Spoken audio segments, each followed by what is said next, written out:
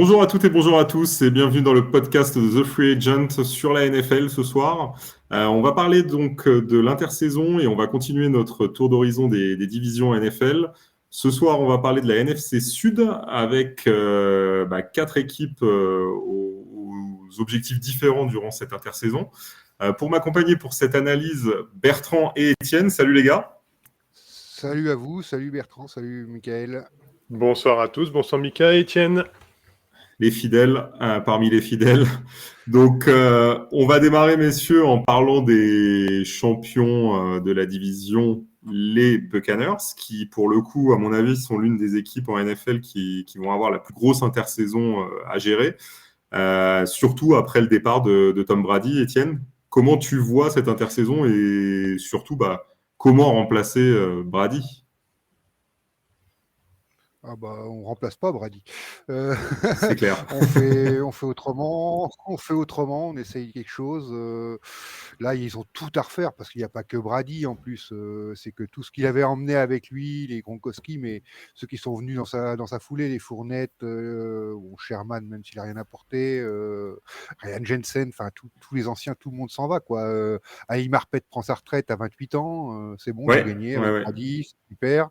Voilà, donc là, il y a vraiment tout à refaire. Je crois qu'il faut s'attendre à des longues années maintenant à Tampa Bay parce que ça va pas être facile de reconstruire derrière. Le pauvre Vita Vea, il va se sentir un petit peu seul, quoi. Ça va être la grande star de l'équipe, mais alors là, il faut aller chercher partout. Il y a un peu, le fait du départ de Brady et toutes ces stars, il va y avoir du cap space. Il y a des possibilités, mais il faudra pas se tromper. Et elles sont pas si grandes que ça parce que la free agency est pas très très très riche cette année quand même non plus. Hein. Alors justement, par rapport à ce que tu disais, je rappelle pour nos auditeurs, donc du côté de Tampa Bay, il y a une douzaine d'agents libres et qui sont des joueurs titulaires, parce qu'on parle de Chris Godwin, on parle de Jason Pierre-Paul, Ryan Jensen, Ndamukongsu, Gronkowski, on ne sait pas encore ce qu'il va faire.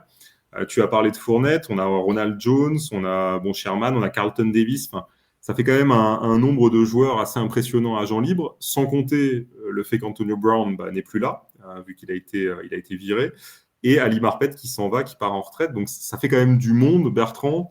Est-ce que, quelque part, il y a une possibilité pour eux, tu penses, de garder à peu près la structure et de re-signer tous ces joueurs et peut-être de trouver un QB qui puisse encore jouer le titre avec cette équipe?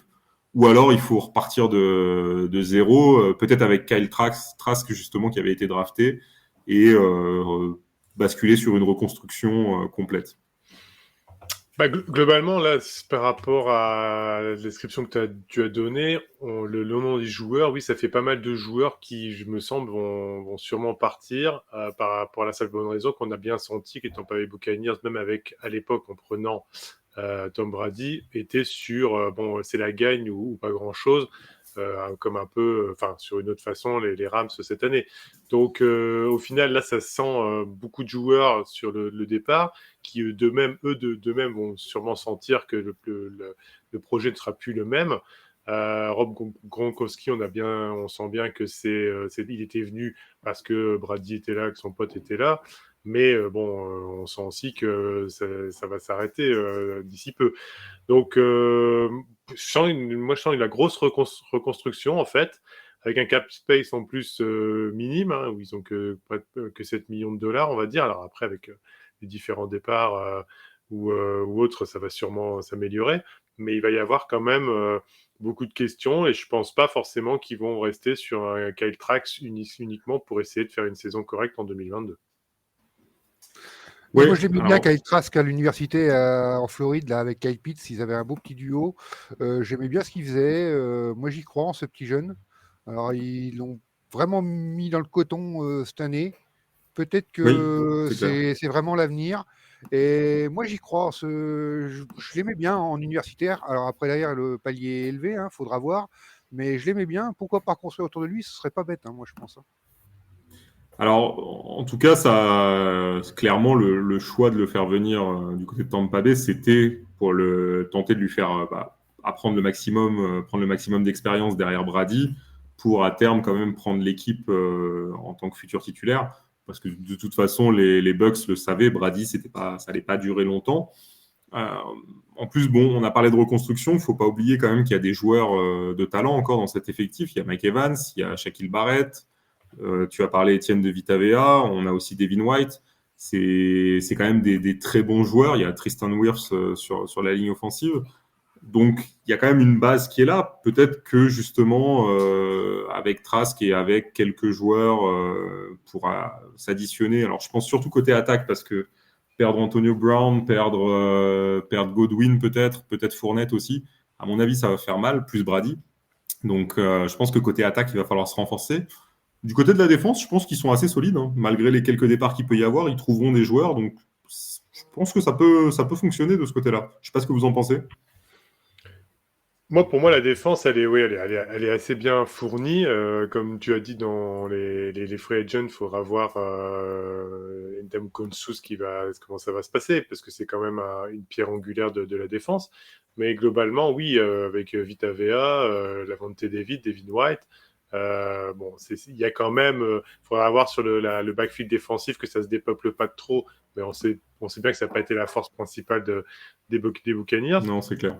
Faudra voir, il y a du talent, mais comme je dis toujours, c'est ces moments d'incertitude dans les franchises, au moment où on avait un leader, un peu comme on a un peu parlé hier sur, même si c'est un autre débat, on va dire, mais sur Aaron Rodgers avec les Packers. Bon, bah là, effectivement, le GOAT de la NFL s'en allant, comment ça va tourner, vont-ils savoir se remettre, parce qu'on sait que c'est quand même un sport qui fonctionne sur les momentum, et surtout sur un départ peut vite faire un grippage dans la belle mécanique. Donc voilà, c'est toutes ces incertitudes-là, même si bien sûr il y a Mike Evans, comme tu l'as dit, qui est quand même un très très grand joueur aussi. Mais bon, faudra voir comment ça va tourner. Ouais, à voir comment ça va se passer. Une chose est claire, alors le point positif, c'est que les Bucks ont quasiment tout leur tour de draft. Il leur manque qu'un 6e tour, mais ils ont leurs 5 premiers tours sans problème. Donc ça va leur permettre aussi de consolider certains postes. Je pense à ce poste de cornerback où ils ont quand même ils ont toujours été un peu à la peine sur la saison. D'ailleurs, Sherman était venu pour un peu combler les manques qu'il y avait de ce côté-là. Et comme disait Étienne, il a pas apporté grand-chose. Donc c'est vrai que je pense qu'ils essaieront par la draft de recruter à ce niveau-là. Et il faudra trouver potentiellement des running backs peut-être, parce que tu as Fournette et Jones en fin de contrat. Donc ça, à mon avis, c'est un point aussi à travailler. Je ne sais pas ce que tu en penses, Étienne. Après, le running back, c'est pas le poste le plus compliqué à trouver en NFL. C'est clair. C'est clair. Surtout, tu en trouves facilement des bons en 3e, 4e tour de draft aussi. Donc ça m'inquiète. C'est pas le plus inquiétant qu'ils ont à gérer. Faut reconstruire toute l'attaque. Après, Boussarians est reconnu quand même pour bien construire ses attaques, donc je lui fais confiance. Mais sachant que ça y est, ils ont usé de leur spot, ils l'ont fait, ils l'ont très bien fait. Je pense que la réussite est là avec Brady. Il n'y a pas à dire, même s'ils n'ont pas été champions cette année, ils ont un titre, voilà, c'est très bien. Mais il fallait s'attendre à voir que ils ont fait le coup sur 2 ans maintenant. Faut repartir derrière. Ils avaient anticipé, moi je pense, avec Kyle Trask. Et s'ils l'ont mis dans le coton, c'est aussi parce que Brady était irremplaçable de toute manière, donc ça ne servait à rien de le mettre. Qu'il ait la pression médiatique derrière, comme ça, mieux Gabbert, qui lui pouvait encaisser ça, et en laissant Kyle Trask complètement à côté. Puis après, derrière, il va arriver comme ça, comme un cheveu sur la soupe. Et je le répète, moi je l'ai vu jouer. Je me rappelle de lui à l'Université de Floride, il y a pas cette année, mais l'année d'avant. C'était pas mal. Kyle Pitts, il pouvait lui dire merci plusieurs fois. Hein. Oui, ouais, je pense que c'est un bon quarterback, ça c'est sûr. Vas-y Bertrand, excuse-moi. Oui, non, pas grave, il y a pas de... Et puis également, il faut souligner une chose aussi, c'est que c'est une franchise qui sera toujours quand même attirante pour certains joueurs, parce que l'État de Floride, c'est toujours malgré tout attirante. Elle a quand même un certain passé, on va dire. Et je pense que voilà, il y a des joueurs qui préféreront être en Floride qu'à se geler les fesses dans une équipe qui sera beaucoup moins, on va dire, performante au final, hein, même si on prend sur le même niveau à un moment donné, quoi. Ouais, à voir si justement sans Brady, ils arrivent toujours à attirer des joueurs. Je pense qu'ils en attireront, mais pas du calibre de ceux qu'ils arrivaient à séduire jusque-là, ça c'est clair. C'est sûr, ça, mais c'est bon, clair. Ça laisse de la place aux autres. Exactement. Justement, les autres, on va passer à une deuxième franchise de cette NFC Sud, une franchise qui, elle, a une situation très compliquée au niveau de la masse salariale à gérer, c'est les Saints, puisqu'ils ont la plus grosse masse salariale de la NFL et ils dépassent le cap space d'à peu près 76 millions de dollars. Donc, gros problème au moment de recruter, évidemment. Surtout qu'au niveau des agents libres, je dirais que le plus gros point à souligner, c'est le fait que Jameis Winston, le quarterback, soit en fin de contrat. Alors, Étienne, les Saints, succession difficile après le départ en retraite de Drew Brees et encore plus difficile quand on a cette masse salariale à gérer. Ah bah c'est très très compliqué là. Là t'as que la draft dans un état comme ça, t'as plus que la draft pour te reconstruire parce que les salaires sont au minimum. Mais autrement, t'as rien d'autre pour te construire. Tu peux rien aller chercher. Et là, même en restructurant, en y allant au maximum, ça va être très compliqué d'aller tirer les agents libres, et surtout sans quarterback parce que t'as pas de quarterback.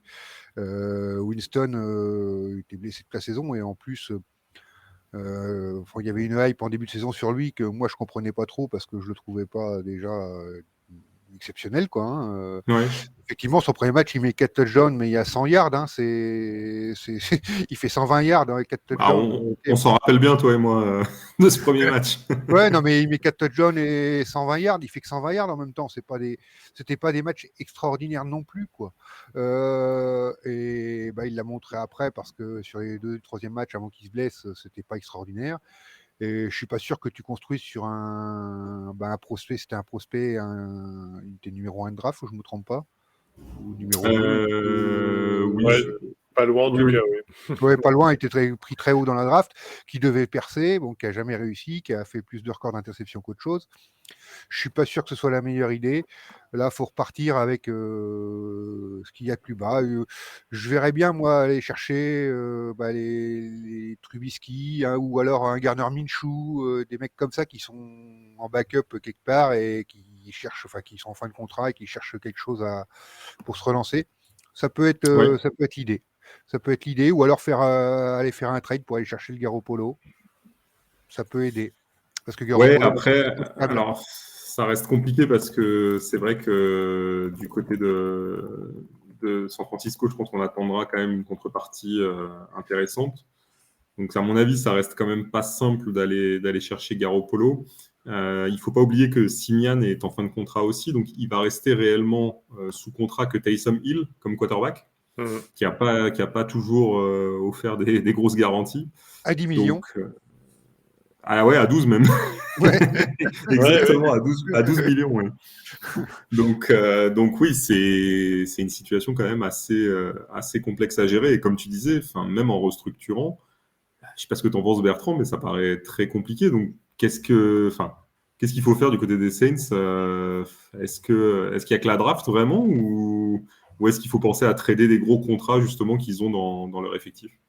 Bah, je pense qu'à mon avis, ils vont surtout se dire que pour éviter la saison Kata, vraiment, et avec les trades, enfin, s'ils faisaient des trades de joueurs qui ont leur importance dans l'effectif, à un moment donné, je pense qu'ils vont garder l'ensemble de leur effectif. C'est mon avis, hein, je ne pense pas que ce soit peut-être partagé pour tout le monde, mais qu'ils vont conserver les éléments qu'ils ont à l'heure actuelle, qu'ils compteront sur Michael Thomas en bonne santé pour enfin quand même performer.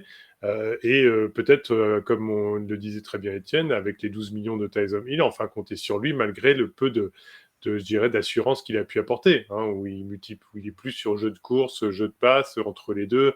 Il était même plus performant à la course et même sur les deuxièmes contacts que en fait sur son rôle de quarterback. Donc, voilà, il y a quand même Alvin Kamara. S'ils gardent leur ossature qu'ils ont là avec Ramsick tout de même et Teron Armstead, bon, et que tout le monde est en bonne santé, parce qu'il ne faut pas oublier que chez les Saints, le gros problème qu'il y a eu aussi, et notre ami Flavien pourra le confirmer, il y a eu énormément de blessures cette année. Si au-delà de ça, on regarde l'effectif, on a quand même des Latimore, des Marcus Davenport, des Cameron Jordan. Bon, après, évidemment, tous ces joueurs-là coûtent, et voilà pourquoi le cap space en est arrivé là où il en est, bien sûr. Mais voilà, moi, je pense qu'ils partiront malgré tout avec Taysom Hill et trouver un backup par rapport à lui. Peut-être c'est pas la bonne solution, mais c'est peut-être pour éviter la cata l'année prochaine. Alors justement, tu parlais des contrats. Les plus gros contrats de l'équipe, c'est Latimore à 27 millions cette année, Cameron Jordan à 23 millions, Camara à 14,5.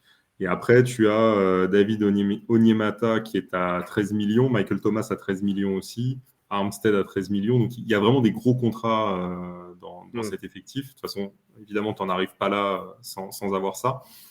Il y aura forcément de la restructuration, ça paraît assez évident. Je pense des contrats comme celui de Cameron Jordan où il y a plus de 13 millions et demi en salaire de base, ce sera restructuré probablement, mais ça réglera pas tout, ça c'est clair. Et tu parlais de Michael Thomas. Michael Thomas, c'est sûr que s'il est là, on sait que c'est un des meilleurs receveurs de la ligue quand il est en bonne santé. Maintenant, il risque de se retrouver avec un Tyson Hill au poste de quarterback qui n'a lancé que 2 milliards en NFL pour 8 touchdowns, 8 interceptions. Donc, Ouais. c'est vraiment loin d'être idéal.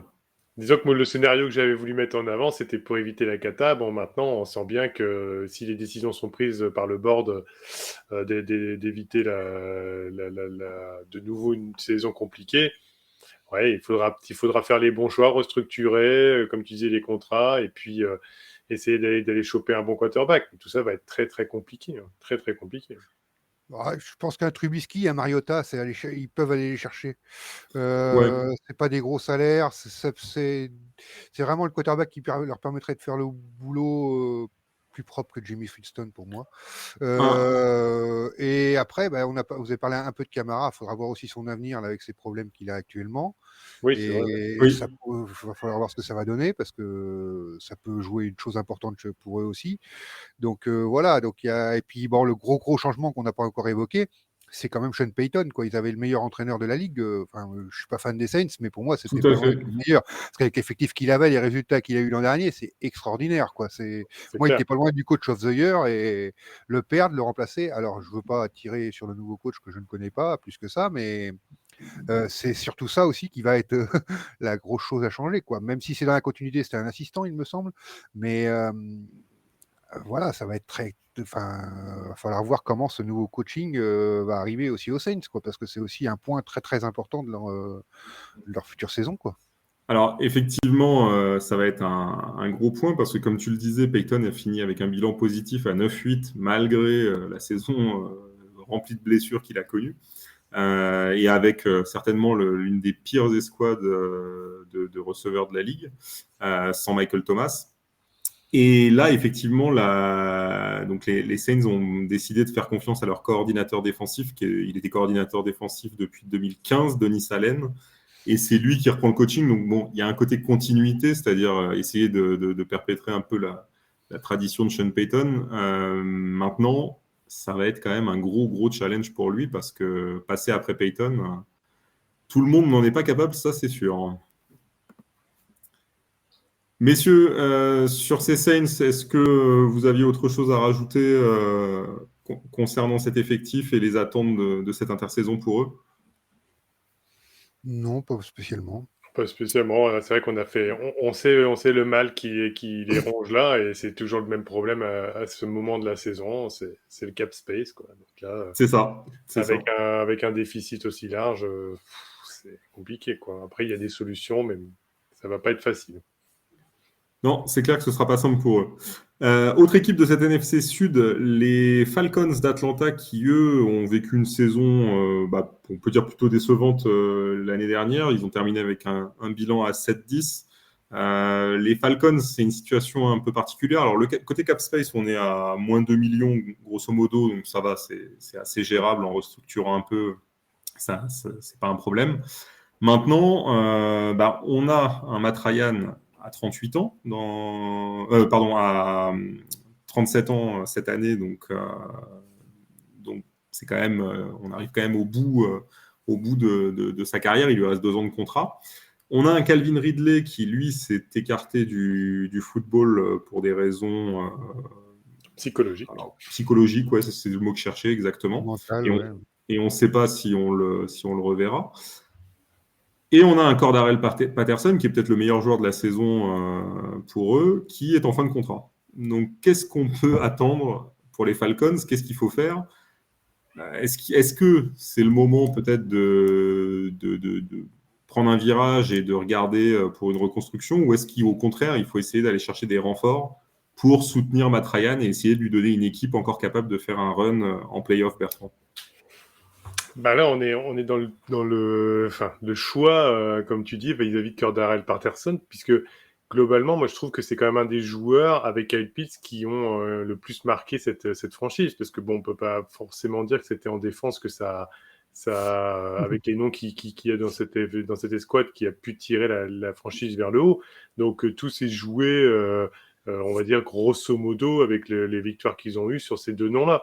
Donc c'est sûr que si on en perd un, il va falloir aller tirer sur la free agency pour retrouver absolument, entre guillemets, surtout Cordarrelle Patterson, bien sûr, s'ils le perdent, de trouver au moins un substitut qui va enfin, je veux dire, apporter de la sérénité à cette équipe durant les phases offensives. Et surtout, Matt Ryan, oui, 38 ans, donc l'année prochaine, j'ai peur que, effectivement, pour aller l'emmener plus loin que ce que lui ne pense avec la franchise d'Atlanta, ça risque d'être compliqué quand même, malgré tout. Étienne, qu'est-ce que tu en penses? Est-ce que tu penses que, un peu comme avec Julio Jones, il faut laisser filer Ryan peut-être, ou au contraire, il faut essayer sur ces 2 années de lui amener encore des atouts, défensivement évidemment, mais offensivement aussi pour Bah, tenter quelque chose?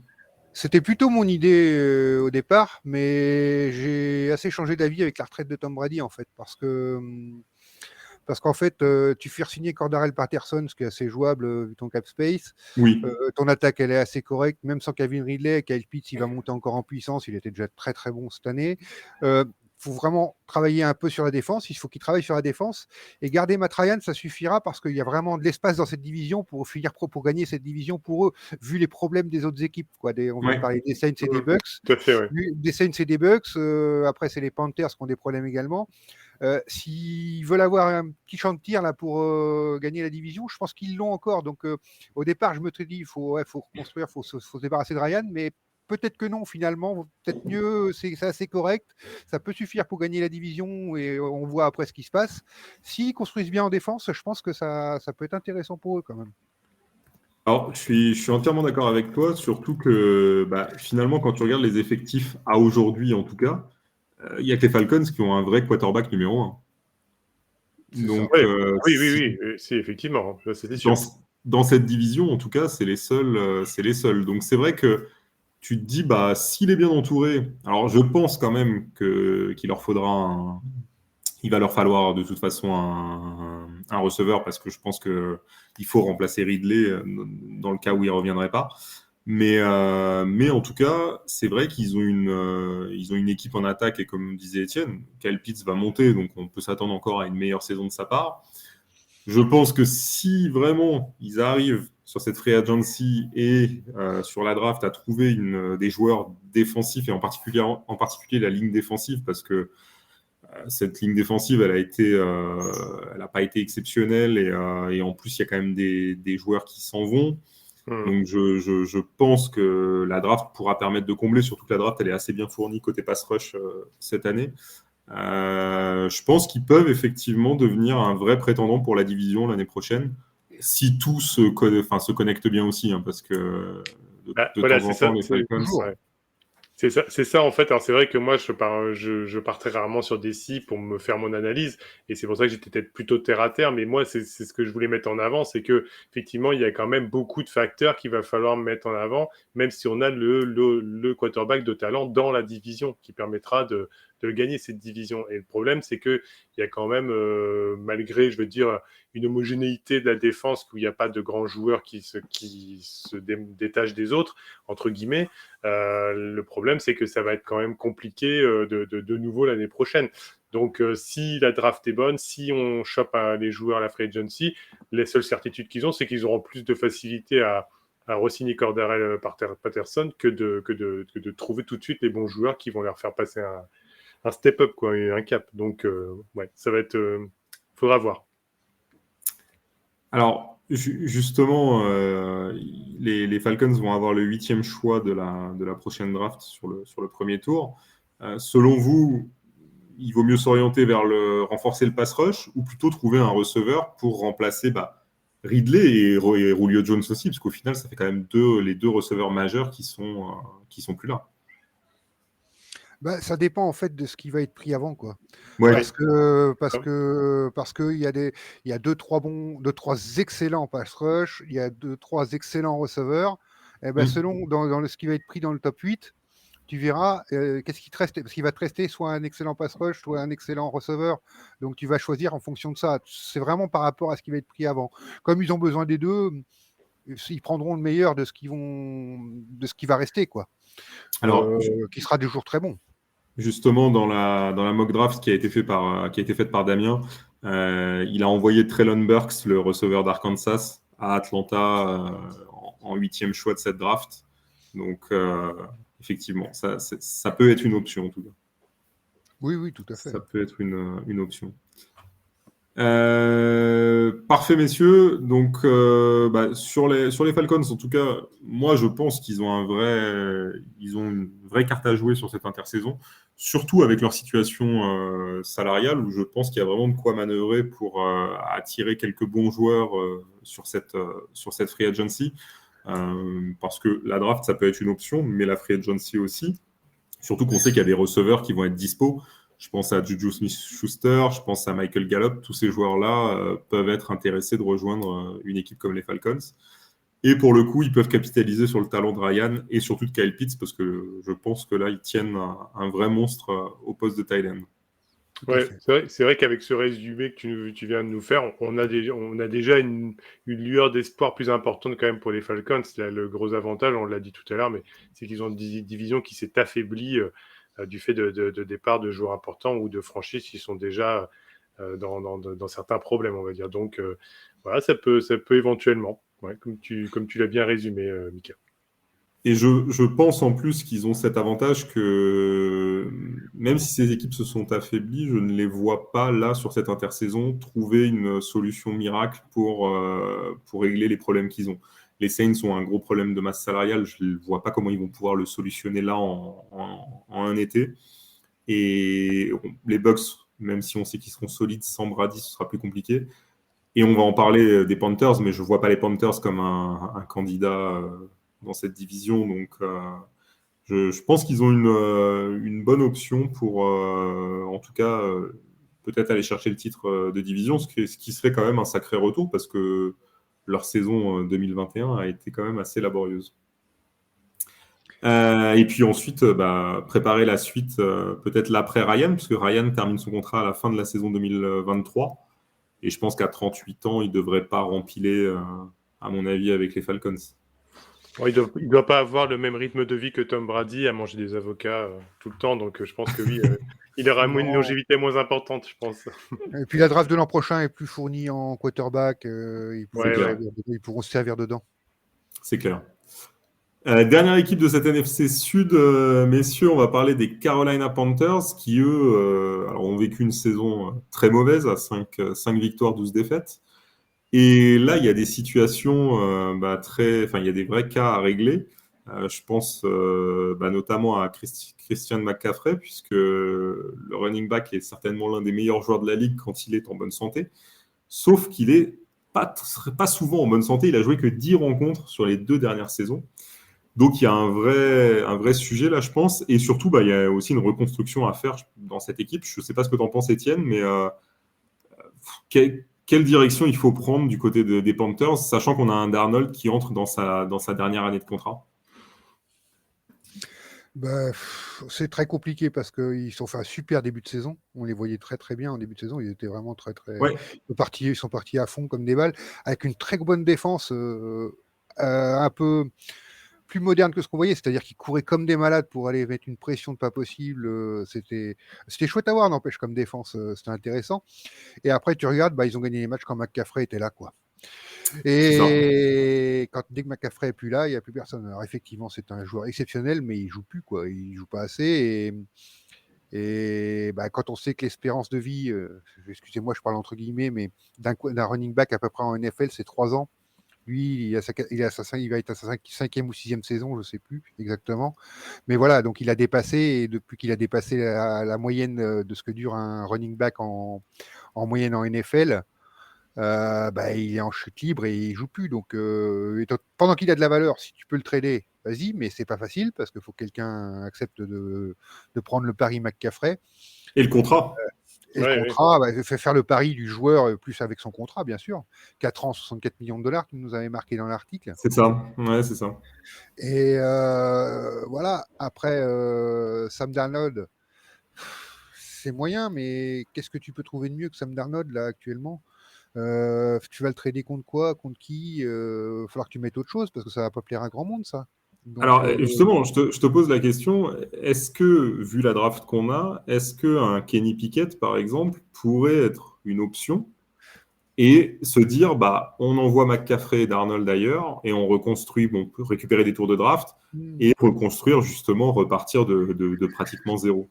je sais, ils en parlent beaucoup, mais que ce soit Kenny Pickett ou Matt Corral, il n'y en a pas un qui m'a impressionné, moi. Donc, j'ai l'impression qu'avec Kenny Pickett, tu vas avoir un Sam Darnold bis. Hein. C'est pas, Alors, c'est possible. j'ai pas l'impression que tu es beaucoup mieux que Sam Darnold, qui était un troisième choix de draft quand il est arrivé en NFL. Et pareil, un peu comme Pickett, mais Pickett est prévu un peu plus bas même. Et dans le niveau de jeu, je l'ai vu à Pittsburgh l'an dernier, c'est pas. Ouais, je sais pas si vraiment c'est sur la draft qu'il faut que tu ailles. Je sais pas, il faut que tu ailles chercher. Là, c'est compliqué. Après, il a eu ses blessures qui l'ont gêné. Il s'était bien adapté au début, c'était pas trop mal, c'était correct. Après, il a eu ses blessures, il est venu, il courait plus qu'il passait. Après, enfin. Après, il change aussi de coordinateur offensif. Est-ce que ça peut pas lancer avec ton quarterback, Sam Darnold? Parce qu'on sait que c'était pas génial. Enfin, il y avait sacrée mésentente dans le staff. Donc peut-être qu'au fait, le changement de coordinateur offensif va aussi libérer ce joueur qui a du potentiel quand même. Encore. Alors, ouais. Vas-y, Bertrand. Je suis pas. Ouais, je rejoins parfois Étienne sur les analyses, mais sur celle-là, je vais mettre une petite réserve, c'est que Sam Darnold, franchement, il avait déjà pas. C'est une situation compliquée aux Jets. On le sait bien, il a pas, voilà, c'était pas non plus folichon. Bon là, on lui avait redonné une chance, et c'est vrai que tout au long de l'année, hein, même les insiders américains ont quand même mis le doigt en avant qu'il manquait quand même un certain talent. Donc moi, je reste pas persuadé qu'un changement de coordinateur suffira. Je pense que là, ils sont dans une situation avec leurs 3-4 quarterbacks où ils ont fait jouer de manière sur certains matchs pratiquement les trois à tour de rôle sur les plays. Bon, c'était d'un ridicule forcené entre Darnold, Newton et PJ Walker. Donc voilà, moi je veux bien, mais je considère que là, Sam Darnold en a fait le tour. Et sur la draft, s'il y a bien une chose où bon, ben, je répète, où je suis pas fan en tout cas, mais si être sûr, c'est que sur les QB, on peut pas se fixer en disant qu'un joueur, globalement, va pas remplir le contrat. Donc, Kenny Pickett peut très bien être comment on appelle ça, le quarterback des New England qu'on a à l'heure actuelle. Le nom me revient, Mac Jones, pardon. Mac Jones, ouais. Un Mac Jones, ou alors, effectivement, un Zach Wilson comme on a chez les Jets. Ça, on peut pas savoir. C'est un pari. De toute façon, globalement, le choix d'un quarterback, c'est un pari. Mais je pense qu'il faut faire le ménage chez les quarterbacks, chez les Panthers. Et puis, de toute façon, pour revenir sur Sam Darnold, je suis désolé de l'enfoncer, mais de toute manière, il n'a été bon éventuellement durant l'année 2021 que quand Christian McCaffrey était là. L'équipe était McCaffrey dépendant, Darnold était McCaffrey super dépendant. Je dirais que de toute façon, ce qui est sorti de tout ça, et vraiment qu'on peut ressortir et qui était très bien, c'est DJ Moore et Robbie Anderson, qui eux, pour le coup, l'ont fait même peut-être plus briller que le rendu qu'il a donné. Donc voilà, c'est pour le coup, ouais, tu vois, si Darnold est bon quand McCaffrey est là, c'est aussi parce qu'on a un problème qu'on n'a pas encore parlé, c'est qu'ils ont une ligne offensive qui est catastrophique et qui fait que quand McCaffrey est là, la ligne défensive est obligée de se séparer, d'aller penser à McCaffrey, de surveiller McCaffrey et ne pas mettre que la pression sur Sam Darnold. Tandis que quand McCaffrey est pas là, ils vont tous sur Sam Darnold et ils y sont très vite parce que la ligne offensive est pas en bon état. C'est aussi ça qui fait que McCaffrey apporte, c'est pas que son apport pur et dur de passe et réception impressionné de courses qu'il fait. C'est aussi l'attention qu'il Ah oui, non, prend mais sur la ligne défensive alors, adverse. Mais d'ailleurs, McCaffrey a plus brillé cette année en réception que vraiment en course, hein, parce que la ligne oui. offensive elle a été vraiment pas terrible, même sur le jeu de course. Et au final, il a plus brillé en réception de passe. Oui, non, de toute façon, on sait très bien que c'est l'attaque de toute manière, ou l'équipe, c'est un ensemble, que de toute façon, toutes les parties de l'escouade offensive doivent être au diapason pour pouvoir réussir. Bon, là, c'est sûr que c'était pas le cas, mais je reste persuadé que Sam Darnold a un gros problème quand même. Au final, je vais pas être méchant en disant talent, mais en tout cas, ne sait pas tenir une équipe pour pouvoir la faire avancer. Et je répète, En tout cas, on note, Bertrand, que tu ne crois pas au nouveau coordinateur offensif, qui pourtant était un ancien head coach des Giants, Ben McAdoo. Oui, non, ben lui, il avait le charisme d'une huître, donc au final, je suis pas mécontent qu'il revienne pas aux Giants. C'était pas prévu de toute façon, mais au final, qu'il aille donner ses services ailleurs. Bon, donc, bon. Et puis, je vais peut-être, comme dans tout, hein, ce sont des suppositions à l'heure actuelle. Je vais peut-être me tromper et il va nous sortir du chapeau Sam Darnold, qui va le réveiller et faire de lui une magnifique saison. C'est la NFL, on sait jamais vraiment comment ça va se passer, mais j'en doute quand même. J'en doute globalement. Ouais, on verra. J'ai des gros doutes aussi. Bon, je dirais que on parlait de la saison dernière. On a quand même eu droit à un peu de hype avec le retour de Cam Newton. C'est vrai que c'était un peu marrant. Et puis il a mis quelques touchdowns. Donc voilà, mais ça s'est arrêté là parce que les victoires, elles sont jamais venues. Mais à mon avis, ils vont aller au bout du contrat de Darnold, je pense. C'est sa dernière année, donc. Je pense qu'ils iront au bout en se disant que finalement, comme en parlait Étienne, en se disant que finalement la draft l'année prochaine en quarterback va être mieux fournie et que peut-être c'est là qu'il faudra jouer sa carte avec un Darnold qui s'en va en fin de contrat. Puis mettre un QB rookie avec cette ligne offensive-là, c'est comme on parlait hier sur Fields. Ah bah avec Fields, ils vont le faire tuer. Hein. Ouais. Déjà qu'on voit que les genoux, ils partent facilement, même avec Burrow, donc t'imagines bien, les quarterbacks jeunes doivent quand même avoir quelques sueurs à se dire qu'ils sont derrière une ligne qui va se faire démonter par la défense adverse, quoi. C'est certain. Ouais, non, c'est clair. De toute façon, il faut qu'il travaille sur cette ligne. Et c'est peut-être le bon moment. Enfin, encore une fois, je pense que refaire une saison avec Darnold, pourquoi pas, et se fixer la prochaine draft. Parce que bon, de toute façon, cet effectif, je le vois pas aller en playoff malgré tout. Même avec des renforts, je le vois pas aller en playoff l'année prochaine. Je pense qu'il va falloir vraiment travailler sur du plus long terme pour vraiment remettre une équipe digne de ce nom, on va dire. S'ils perdent Hassan Reddick en plus, hein, qui est free agent, qui était quand même un élément qui avait fait un temps soit peu, qui était sorti du lot, avec Shaq Thompson, bon, bah là, effectivement, ça va être quand même compliqué. Donc, on sait qu'il y a aussi un problème défensif majeur.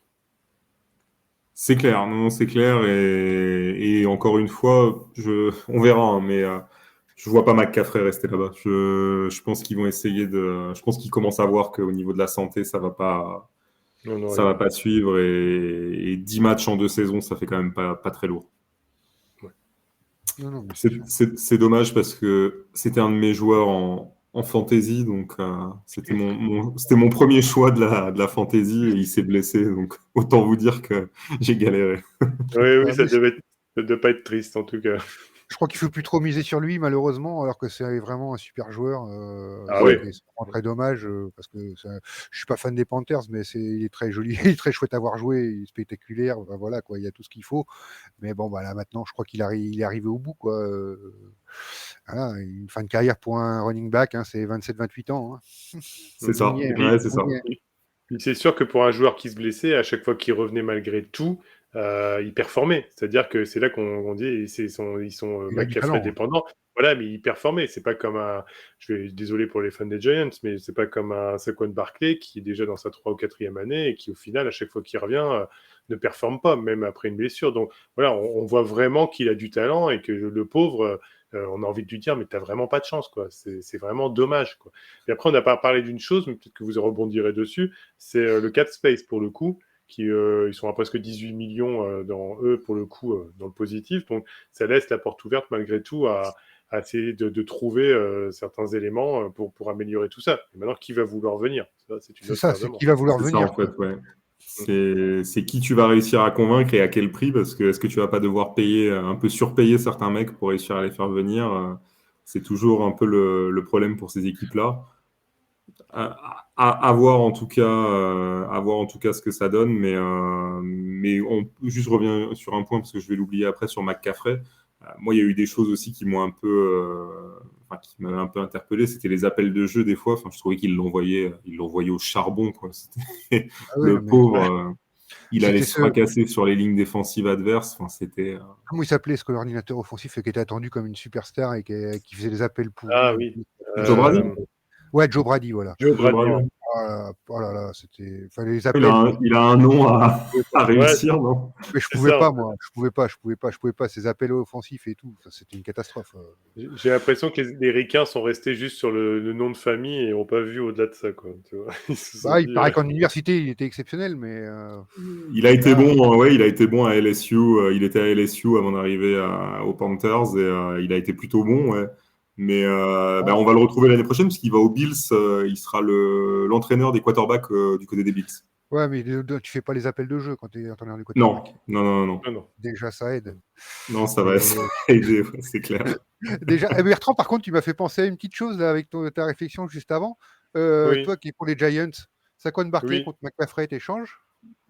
Ça compte marqué contre McCaffrey, bah écoute, non, pour le coup, je reste quand même sur mon choléra à l'heure actuelle, pour la simple et bonne raison que, de toute façon, pour dire d'avoir un joueur blessé, c'est pour avoir un autre joueur blessé, on a aussi une ligne formidable en ce moment, donc si tu veux, je pense que il n'y a pas grand intérêt à faire cet échange-là, en tout Non, cas. c'est que ça m'y a fait penser quand on a parlé, comme Oui, il oui, parle oui. des trades de Saquon Barkley en ce moment, voilà. Non, non, on a d'autres problèmes là, à régler, et Alors, puis, bon. Barclay, bon, le seul avantage des Giants, je dirais, c'est qu'il a plus qu'un an de contrat. Donc, C'est au ça. moins, ça va être sa dernière année en 2022. C'est au moins l'avantage, alors que McCaffrey, tu reprends pour 4 ans avec un très très gros contrat derrière. Donc, Ouais, c'est sûr. Mais ce sera notre débat, mais les Giants. Prochain ouais, épisode. on va avoir l'occasion d'en parler, c'est clair. Bon, dernière petite question, messieurs. Selon vous, dans ces 4 équipes, qui va le plus animer l'intersaison là qui va vraiment Ah bah c'est les ouais, Buccaneers. les Bucks, ouais. Ah Pour bah oui, parce toi, qu'ils Étienne? ils ont tellement de départs, tellement de choses.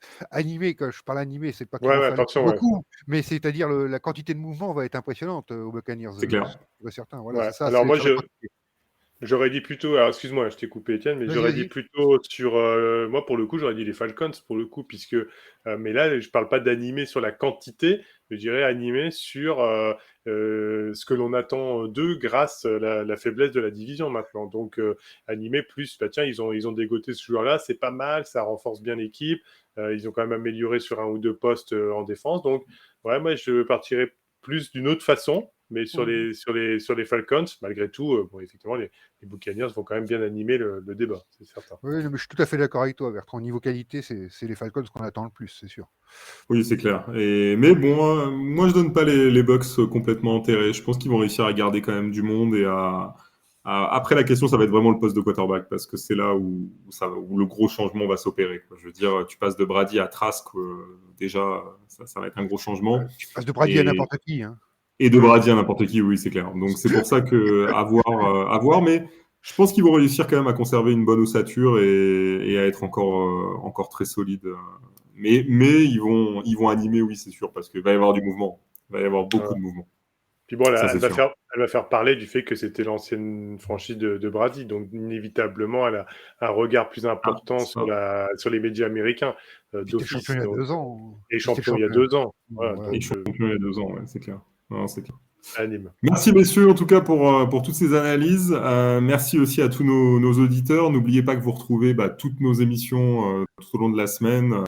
Cross-check, step back. Alors, il y a First Pitch aussi qui est de retour, mais la MLB, elle, semble pas décider à revenir. Donc, je pense que c'est moins régulier que prévu. Si, on va faire First Speech tous les lundis quand même. On va Vous le faites continuer. quand même tous les lundis. Bon, On va trouver des sujets. parfait. Donc, Avec du courage, c'est bien. Bravo à vous, en tout cas. bravo, les gars. Et puis, n'hésitez pas aussi à aller sur le site, retrouver tous les articles et puis tous nos podcasts. Voilà, il y a beaucoup de contenu. Merci Étienne, merci Bertrand, et puis je vous souhaite à tous une bonne soirée. À bientôt. Merci À à vous deux. Bonne bientôt. soirée. Bonne soirée, à bientôt. Au revoir.